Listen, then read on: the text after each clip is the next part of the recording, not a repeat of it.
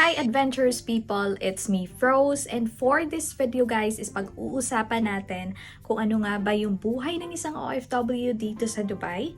Kaya naman tara, samahan niyo ako! So mga adventurous people, before nga din pala ako mag-start sa aking topic for this video guys is gusto ko muna magpasalamat sa aking mga supporters dyan na lagi talagang nanonood sa aking mga videos na ina-upload. And if ever naman na ikaw na nanonood dyan at hindi pa rin talaga naka-follow sa aking account, please do follow naman para lagi kang updated. And also please do share, comment, and react na din. So mga adventurous people, back sa ating content for this video. Ang pag-uusapan natin guys is ano nga bang mga ilan sa mga rason kung bakit mas pinipili ng isang OFW na magtrabaho muna dito sa UAE. And ano nga yung mga benefits na yon. So guys, yung mga isa naman sa mga rason kung bakit mas preferred din ng mga OFW natin na magtrabaho muna dito sa UAE is yung mga ilan sa mga benefits na nakukuha natin guys.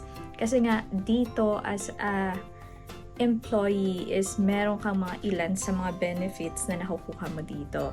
And first thing guys is yung medical insurance. Kasi dito, once na ma-employed ka, yung employer mo talaga dito, yung responsible para magbigay sa'yo ng medical insurance.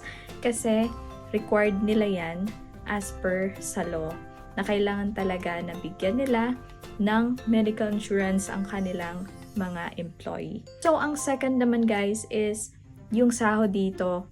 As I've mentioned sa aking previous vlog na yung sahod dito is wala po siyang tax.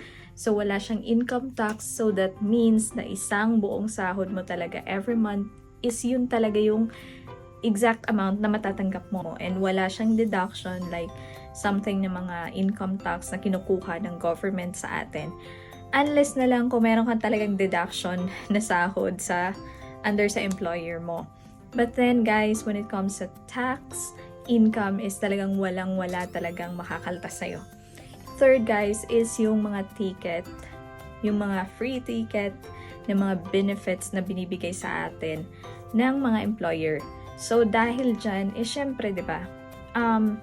Disclaimer lang din ha, kasi nga I know na meron ding mga company na wala silang ticket, wala silang free ticket. Just like sa aking isang company na pinagtrabahuan na talagang wala silang free ticket. So bihira lang din yon, and but then sa pagkakaalam ko, mostly ng companies is nagbibigay sila ng free ticket. So yun nga din is depende na din kung buong ticket amount pa or meron lang din silang mga let's say maximum amount na binabayaran lang. Let's say 2,000 lang yung talagang limit ng ticket or 3,000. So nakadepende pa rin yan sa company policy. But then mostly talaga guys ng mga company dito is nagpo-provide sila ng ticket pagka nagbabakasyon ka, and that is every year or depende rin sa policy like after 2 years. Fourth naman guys is when it comes sa safety dito sa UAE, and I would say talagang I've been here for more than 9 years and talagang masasabi ko napaka-safe talaga guys, and isa ang bansa na UAE guys as one of the safest country in the world. And talaga namang when it comes sa security, kahit na gabi na maglalakad ka dito, talagang napaka-safe niya. And then yung last guys na sasabihin ko sa inyo is yung syempre yung mobility dito, dahil talagang very accessible siya sa lahat. Let's say when it comes sa transportation, metro ka lang, napakadali.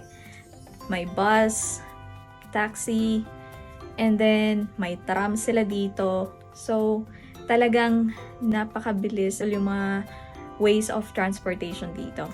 And then also when it comes naman sa accessibilities ng let's say yung mga needs natin, food, yung grocery, as in talagang napaka-convenient kasi madami yung mga groceries din dito, and also especially sa mga kabayan natin, talagang mostly ng mga product dito is makikita mo din guys yung mga Filipino products. So talagang hindi ka rin ma-homesick sa mga ilan sa mga product natin kasi makikita mo din siya dito, and meron ding mga specific grocery or supermarkets na talagang nagbebenta sila ng halos mga Filipino stuff na mga items. So, it's just, yung parang accessibility niya and yung mobility dito is talagang nasa taas naman talaga na level.